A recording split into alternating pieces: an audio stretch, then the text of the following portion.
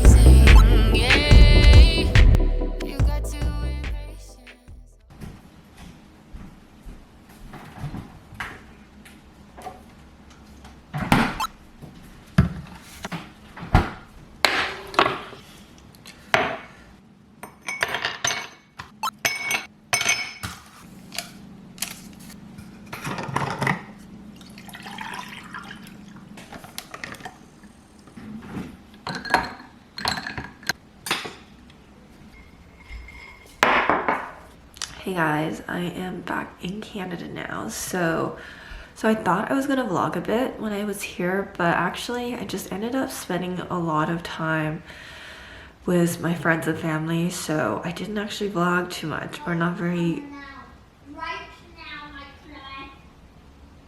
That's my sister.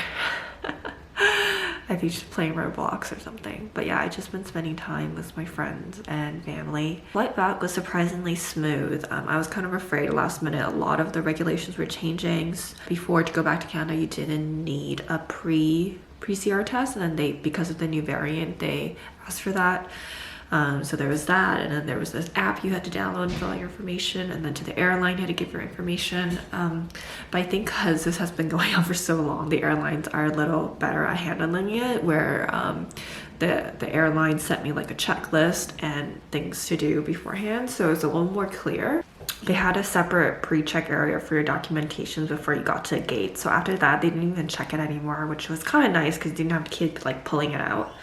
And since I've been back, what have I done? I saw my friends from university for a little bit. We had kind of like a little house party, and that was kind of nice, just like throwback to old times. And it was just interesting how all our conversation changed from like, okay, now my other sister is playing piano in the background. This is why I could never vlog at home before. There's always some kind of noise happening. Anyways, I'm gonna try and talk over it. Maybe it'll be like a nice background music. But yeah, so I saw my friends from university and we had a little house party, and it was just like really interesting to see how our conversations have changed from like talking about like our relationships or like, I don't know, parties and events that are happening, to like mortgages and like city like recycling programs, things like that. I don't know, it was just really interesting. We're all like growing up, getting older. But yeah, there was that, and then I just spent a lot of time with family, going out for dinners, and like I set up the tree with my sisters, which I used to do. And then after that, the COVID variant like spread like wildfire in Canada, so I actually ended up canceling a lot of my plans to see other friends because it was just too risky, and my flight is like so soon. So I actually have my pre-COVID test, like pre-departure COVID test tomorrow. So hopefully I passed. I have had a few close calls, so I don't know. I'm gonna see tomorrow on the COVID test, so hopefully that is fine and I can go back to London for the new year. So yeah, for the rest of my little break here, I am just kind of staying in, and it's kind of nice. I'm getting a chance to do my 2022 planning and also kind of reflect back on 2021. Someone did ask me to do kind of a review of, not review, I don't know what it's called, like my thoughts on my 1 year in London, and I could probably make a whole another video just of like the pros and cons of living in London, but I thought I'd just kind of quickly chat about it now, since I kind of wrote a few notes down as I was planning. Overall, my experience in London has been positive. I really love the city. Like, just compared to Toronto, I like it quite a bit more because there's more stuff to do.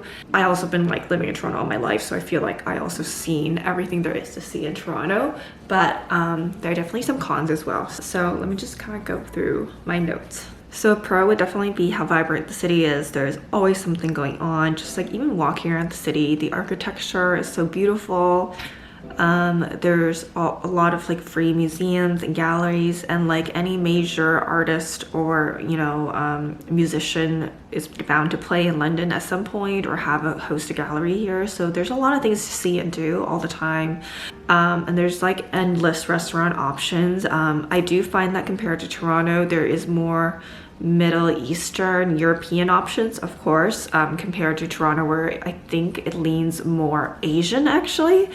There's so much better Korean, Chinese, Japanese food in Toronto, I feel like, and that's kind of what I miss in London. Yeah, and also Asian groceries are not that readily available in London, whereas here we have like large Asian grocery stores everywhere, I feel like. I also realized things close super early in London, like 8 p.m., 9 p.m. Like stores close, and then like bars even. If you go out on a Friday night, it's hard to find places that are open past 1, which is super, super strange. I find that in Toronto, things close on a Friday at least like way past 4. So it's just weird because it's such a like a pop tourist city, and there's so much people that I think they would make a lot of money if they stay open late, but a lot of establishments don't open so late. If you go to like central London after, I feel like 1, it's pretty dead. I don't know, maybe I'm not going to that place. I also haven't gone out that much. This is like from the 2 experiences I had when we tried to go out on Friday night, and then we were like bar hopping, and then after like 12 or something, it was hard to find a place in like Soho or something that we could go to.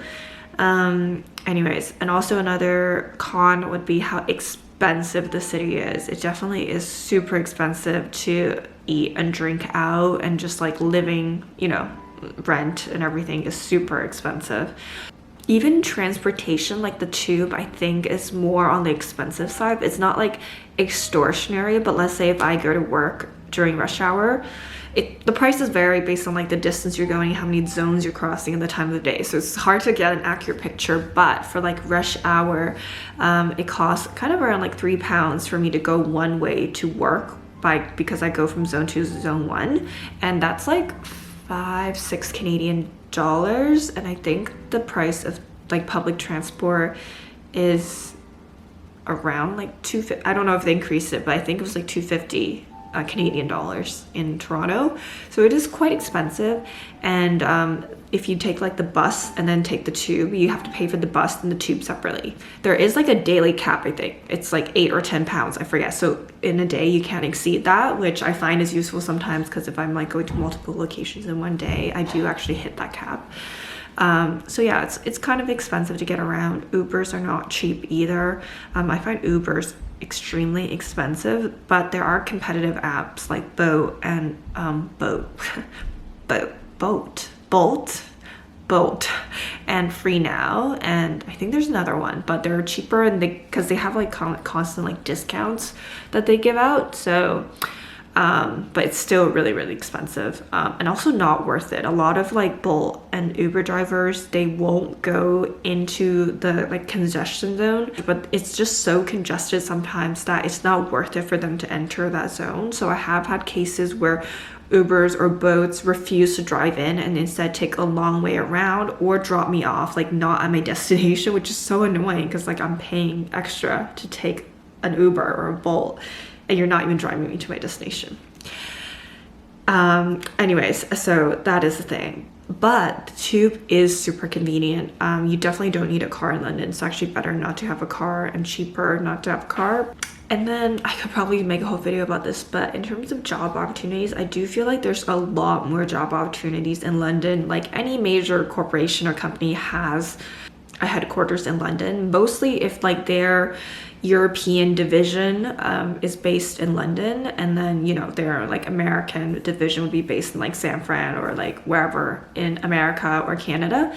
But most European division heads are in London. So there's a lot of companies. I also find that recruiters here are way more aggressive. So in Toronto, I hardly had any recruiters contact me on LinkedIn. But since I've been to London, I feel like a few times a week I get a recruiter reaching out to me, and most of the times they're not like really like, you know, great opportunities, but still it's just like there's so much activity going on in London, especially now with COVID, I guess. Another positive is how easy and cheap it is to travel to Europe. Of course, just the proximity, but like flight is so cheap if you buy it at the right time. There's also the train that's like super convenient and fast to go to like Paris or like Amsterdam, or connect to other European cities. But I have seen plane tickets to like Italy for like £10. Right now, of course, it's more expensive because you have to do testing, etc., but it is very, very cheap and convenient to travel to Europe. I also find that groceries in London is cheaper. Maybe not in London specifically, but like if you go to one of the larger grocery stores like Morrison's or like Lidl or I don't even know. Yeah, like one of the not like the high-end grocery stores, not like Waitrose. But if you go to like a normally priced grocery store, it is cheaper in terms of like the meats, vegetables than I'm expected to seeing in Canada. So you can buy like a big pack of like, I don't know, chicken thighs for like £2 and like broccoli for like 50p. Like I think, yeah, like I'm not like well versed on the price of groceries, but I feel like it's cheaper than Canada. But anyways, I think that's most of the things I can think of right now. Let me know if you guys would be interested in a full video on this. Yeah, and then the other thing I was doing was planning for 2022. And usually every year I do a big bullet journal video where I set up a new bullet journal, but actually this year I decided not to do a bullet journal. I think if you watch any of my other bullet journaling videos, my bullet journal is fairly minimal, and the only reason I designed my own is because I couldn't find anything I liked, and I just keep the same layout. I know what I want in it. Maybe I need to design and sell my own journal, but I found one at Muji, and this year I just didn't feel like designing a new journal again, so that I was just like, you know what, this one from Muji is close enough. Actually, let me go get it. This is the journal from Muji. You can see it's very faint, but there's the 2022 on there. And inside, the reason I liked it was because it has every single day, and then it has times for the day. So my bullet journal from last year, I did design it where I could plan out every hour of the day. Like, this journal is not perfect. I don't love the aesthetics in it, but I think it's really functional. And the only other thing I find about it is that this is kind of made for a working day, so it goes from 8 to 9 p.m. But I think, like, I wish it would start at 6 or 7 and then end at like 10 or 11. But because there's space above and beneath, let me just see. Because there's space above and beneath each row, I find that if I really wanted to plan out like additional hours, I could add that in. So I think this is a good journal for me this year instead of making my own. But yeah, if you're interested in my previous bullet journal videos, I'll link a playlist up here where I made one, I think for the last 5 years. That was like the only video I did for a while because the first one I made was so popular, and then people were asking me to make more, and then I was just like, this is a minimal bullet journal setup. There's really nothing else I can talk about. So every year I would kind of design a new minimal bullet journal. But this year I think I'm finally done with that. I might as well just like design some kind of like PDF or actual journal that people can purchase instead of trying to draw up a new one. But yeah, I'm curious if you guys want to share what your New Year's resolutions are this year. I'm curious to know. It's always interesting to see what people want to achieve every single year. I feel like at the base of it, everyone's very similar, but yeah, just curious. Let me know in the comments what your New Year's resolutions are. But anyway, since I don't really have a vlog for you in Canada, I thought I would just throw it back to some days I shot in London where I just kind of updated you guys on my place and Christmas in London. So let's rewind 2 weeks now.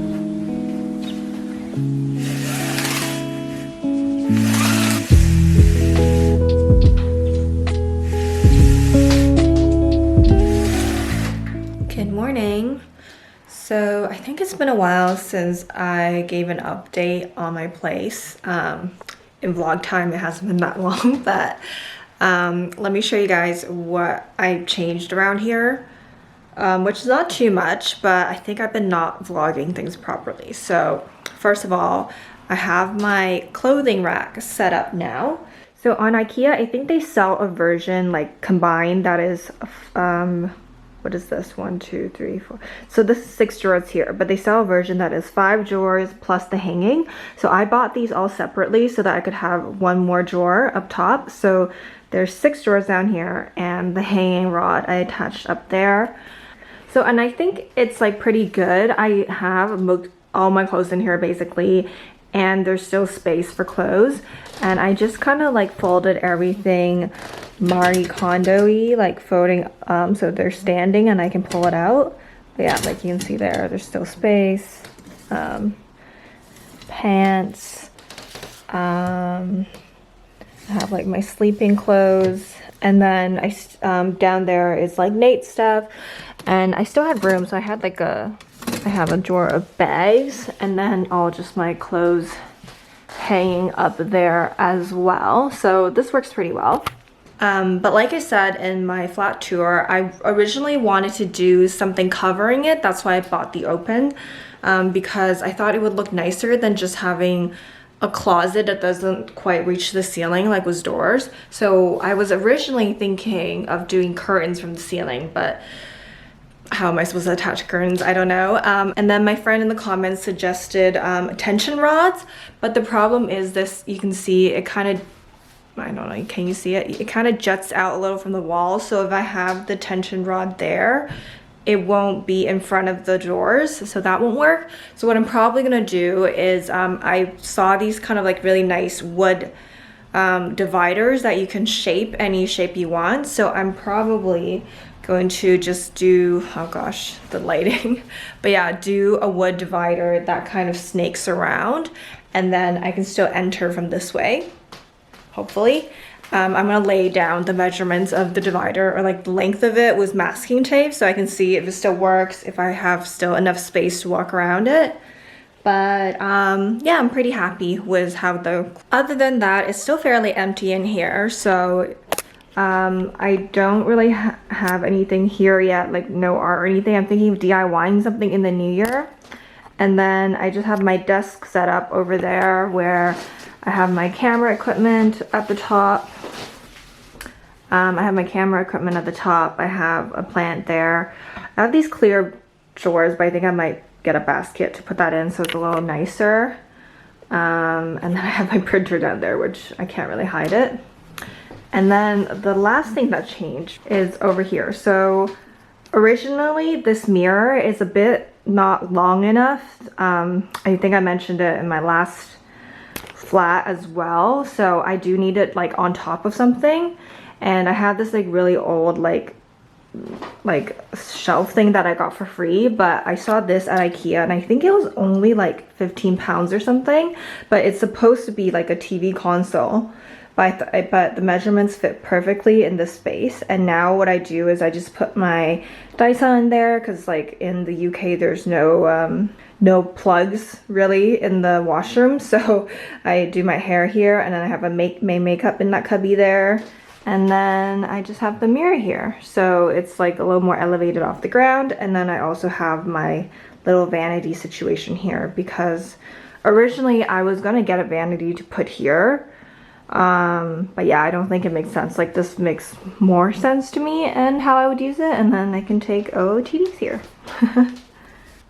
But yeah, anyways, I am going to head out for a walk right now because the weather is beautiful. And even though it's a little cold, I'm gonna go out and just like have a bit of breakfast. And yeah.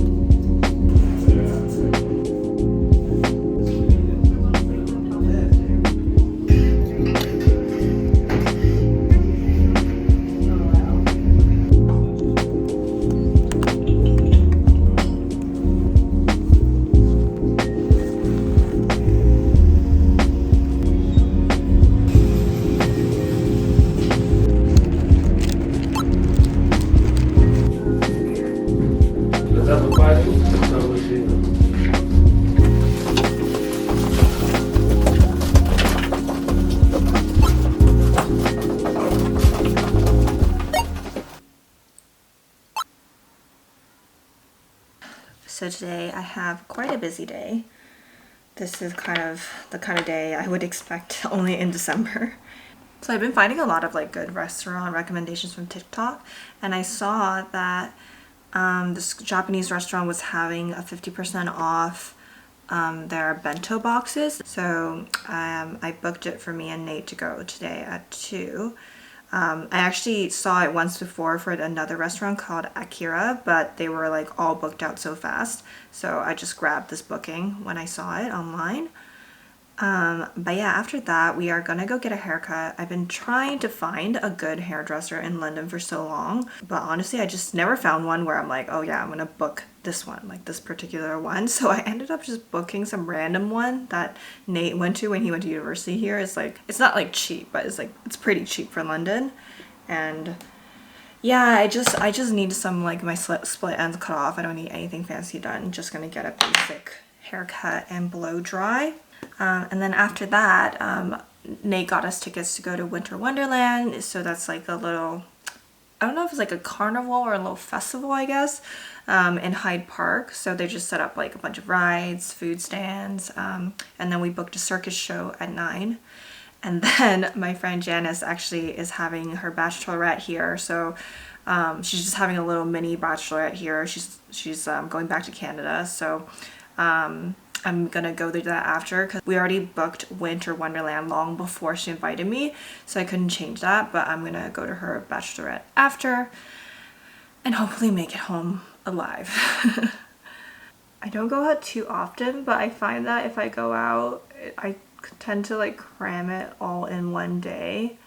But Decembers just tend to be so busy for everyone. Everyone's trying to like get together one last time before the new year. And it's always a good time, but just a bit busy, just a bit crammed today. Today is one of those days where I'm like, it has to be in properly, because I have like a 12-hour day to go, and it cannot be falling out. And it's in. Okay.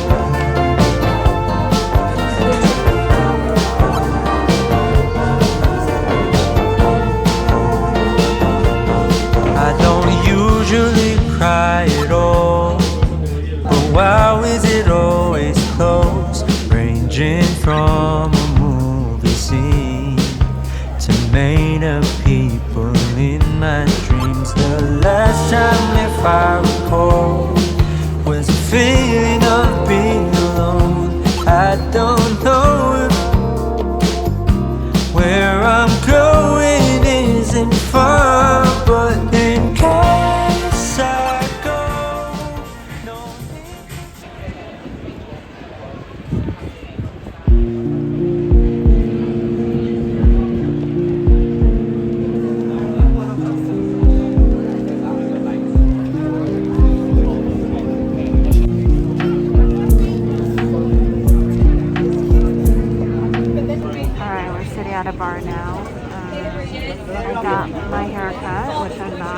but it's okay. And then I also got my eyebrows done because we passed by a place.